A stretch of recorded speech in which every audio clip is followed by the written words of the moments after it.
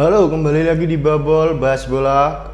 Kita mau bahas dari update dari liga-liga top Eropa, terutama dari Premier League, La Liga dan juga Serie A. Mungkin kita sebelum ke sana kita update dulu dari hasil-hasilnya.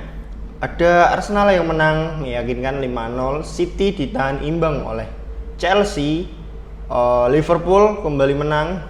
Sementara dari Serie A, Juve ditahan imbang oleh Hellas Verona sehingga gap poin mereka cukup jauh dengan Inter di posisi pertama.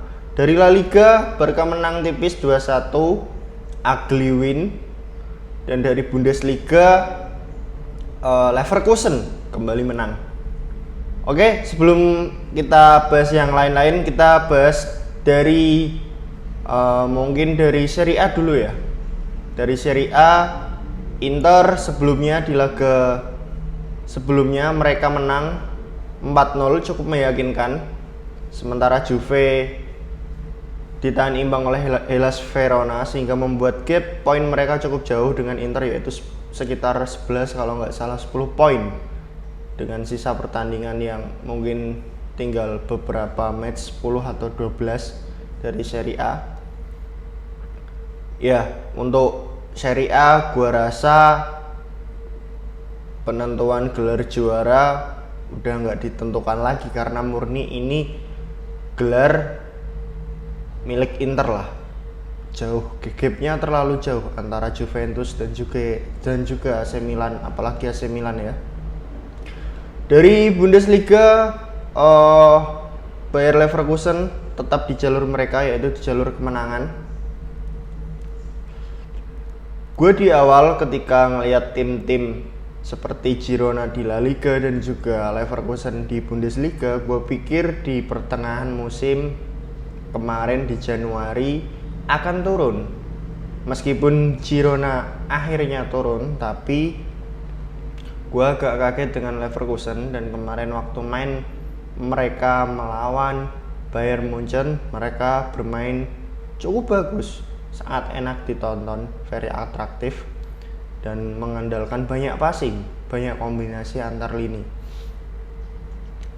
Ya gua harap Bundesliga musim ini pemegang juara layak untuk Leverkusen dengan persaingan atau pesaing ketat mereka kan cuma Munchen di Bundesliga. Sementara Munchen musim ini nggak banget dari segi permainan, padahal kalau dilihat dari kualitas pemain mereka seharusnya Munchen diunggulkan atau di atas Leverkusen di atas kertas. Cuma karena pelatihnya Tuchel dan secara permainan nggak ada patternnya nggak terlalu kelihatan atau nggak berjalan. Itu kelihatan ketika melawan Leverkusen dan Lazio kemarin, di mana pemain banyak yang tidak nyaman dari gaya bermain Munchen musim ini di bawah Tuchel. Kita ke La Liga, semalam Barca menang tipis 2-1, ATM menang mudah lawan Las Palmas. Barca di bawah Xavi musim ini enggak banget mainnya, sumpah. Kenapa dia sampai mengundurkan diri di akhir musim?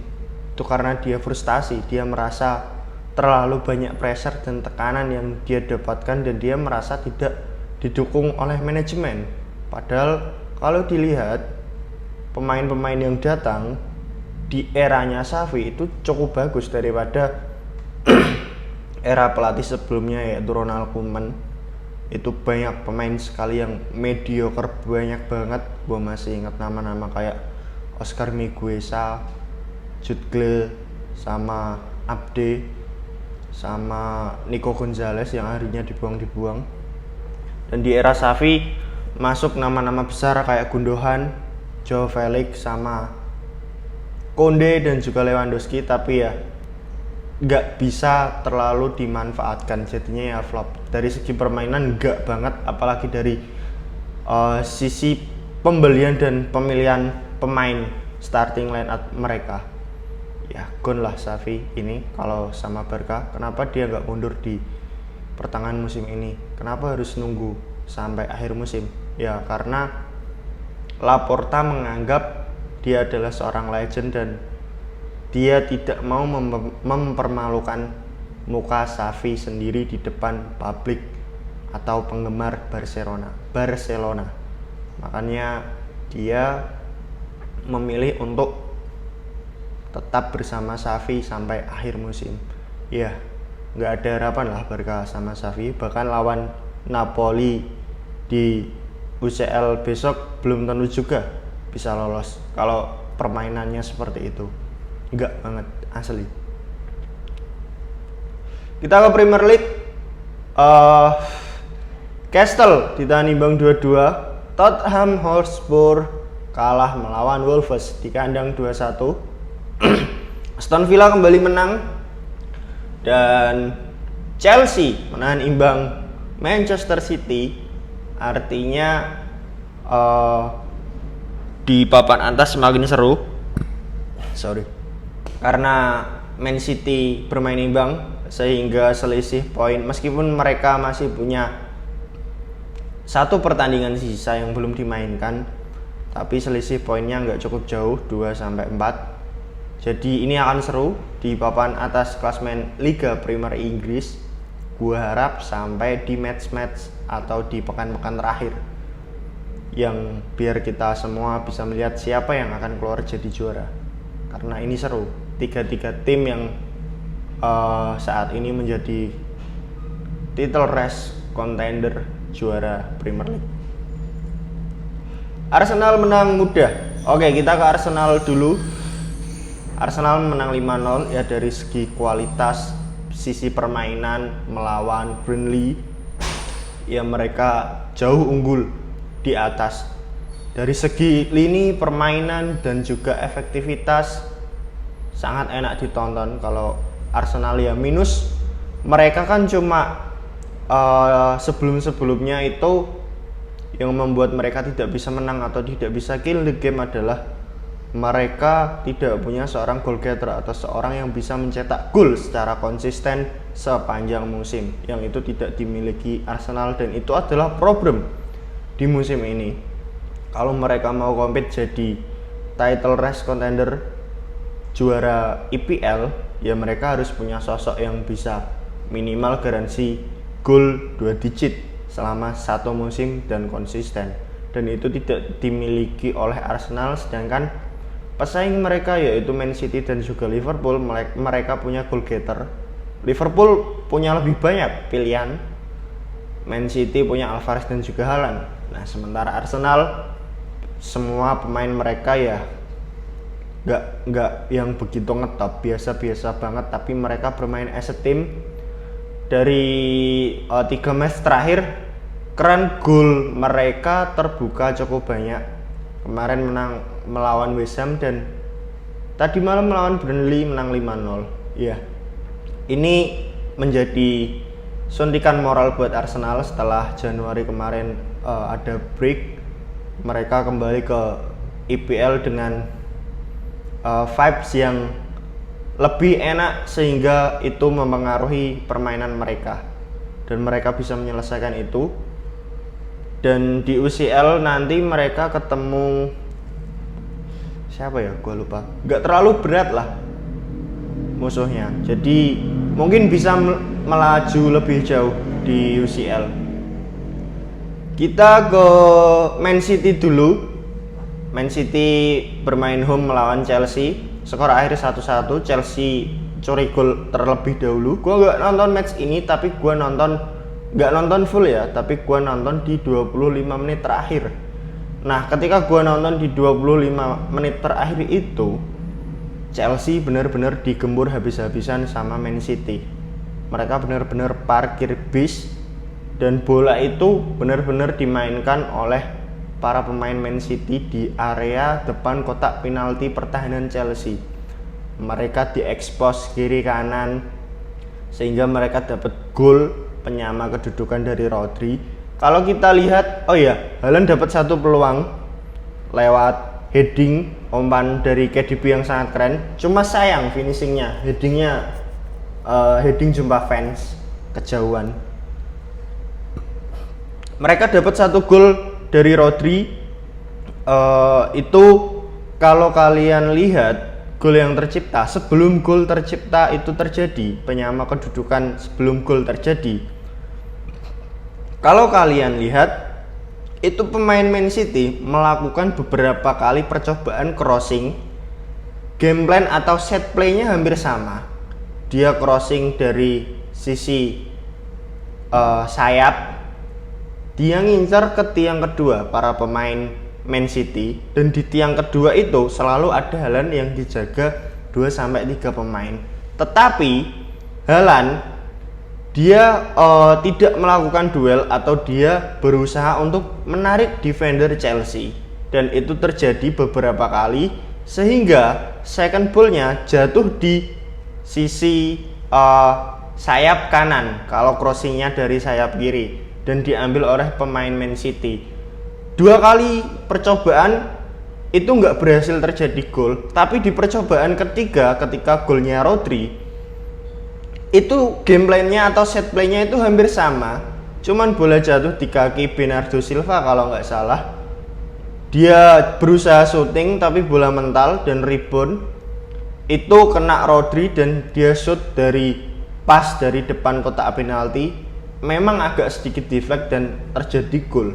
Padahal kalau dilihat dari percobaan sebelumnya, seharusnya defender Chelsea bisa mengatasi hal itu, dalam artian kalau 2 orang mengcover Haaland, 1 orang lagi harus ada di belakang Haaland untuk mengcover zona, untuk mengantisipasi pemain Man City yang muncul dari garis belakang atau dari belakangnya Haaland, dan itu tidak dilakukan ketika golnya Rodri terjadi. Alhasil skor 1-1 terjadi.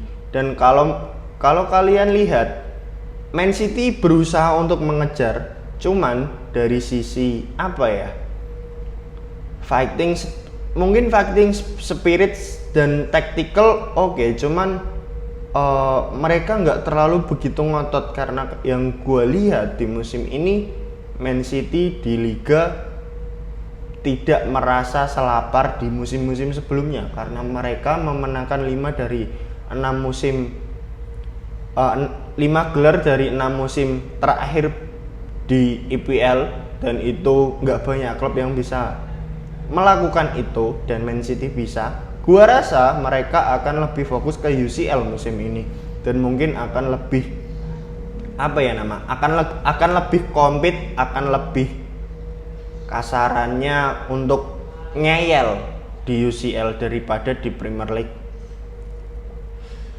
Dan yang terjadi adalah mereka kehilangan poin. Mungkin di match-match selanjutnya nanti mereka akan sering kehilangan poin, karena fokus mereka memang nggak di IPL musim ini. Kita ke Liverpool, menang 4-1 melawan Brentford. Kalau kalian lihat dari sisi permainan, sebenarnya biasa banget ini Liverpool. Cuman yang jadi poin plus adalah efektivitas mereka sangat tinggi, dan kualitas pemain depan, terutama pemain depan mereka itu hampir semua bisa cetak gol. Nunes mencetak gol pertama, dan itu agak aneh ya kalau gue bilang dari permainan Brentford. Gol dari Nunes itu kan dari counter attack. Nah, counter attack itu terjadi ketika pemain Brentford dapat pelanggaran di area pertahanan sendiri, tapi ketika dieksekusi, semua pemain Brentford itu naik ke garis pertahanan depan Liverpool, benar-benar numpuk di kotak penalti. Nah, yang agak aneh, strategi itu dilakukan oleh Brentford di babak pertama di menit 30 yang seharusnya tidak perlu. Seharusnya mereka melakukan free kick biasa atau free kick pendek, tidak free kick jauh, dan mereka melakukan free kick jauh, bola direct, dengan semua pemain itu maju ke depan semua. Bahkan yang ditinggal di garis tengah lapangan itu cuma 2 orang kalau nggak salah. Dan yang terjadi apa? Seharusnya ini kan agak lucu ya, karena harusnya pemain Brentford ini tahu kalau pemain-pemain Liverpool, terutama defender Liverpool, itu sangat kuat dengan bola atas. Nah, mereka mengambil resiko itu ketika menit 30-an babak pertama. Kalau itu dilakukan di babak kedua, di akhir-akhir pertandingan, mungkin agak make sense karena mereka mengejar. Nah, ini dilakukan di menit 30 awal babak pertama. Ini kan sebenarnya agak lucu, dan yang terjadi adalah mereka kalah duel di lini pertahanan Liverpool, sehingga Liverpool melakukan counter attack dan diselesaikan oleh Nunes. By the way, golnya keren, tapi ya habis itu Nunes nggak kelihatan. Dan 2 gol selanjutnya dari Liverpool itu terjadi berkat individual error dari pemain belakang Brentford. Golnya Salah sama golnya siapa itu yang satu, Gakpo, itu kan salah kontrol atau salah antisipasi dari pemain Brentford, sehingga bisa dimanfaatkan dan mereka mencetak 3 gol tambahan. Ya, inilah Liverpool musim ini memang nggak selalu main bagus, tapi mereka selalu mencetak banyak gol karena pemain depan mereka hampir semua bisa mencetak gol, ditambah Salah kemarin kan sudah balik dan sudah bermain dan memberikan impact. Kalau kalian lihat golnya McAllister itu kan benar-benar visi dari seorang Mo Salah, dan ketika Mo Salah nggak main itu sangat kelihatan dari sisi kreativitas dari Liverpool sangat berkurang, sangat minim. Itulah kenapa dia punya peran yang sangat penting untuk Liverpool, terutama di akhir-akhir musim ini. Mungkin ini bisa jadi tahun terakhirnya Salah bersama Liverpool, sama Van Dijk juga. Oke, itu dulu update dari pertandingan semalam. Kita lihat nanti malam juga ada match, kayaknya nggak terlalu banyak yang seru. Oke, thanks for watching.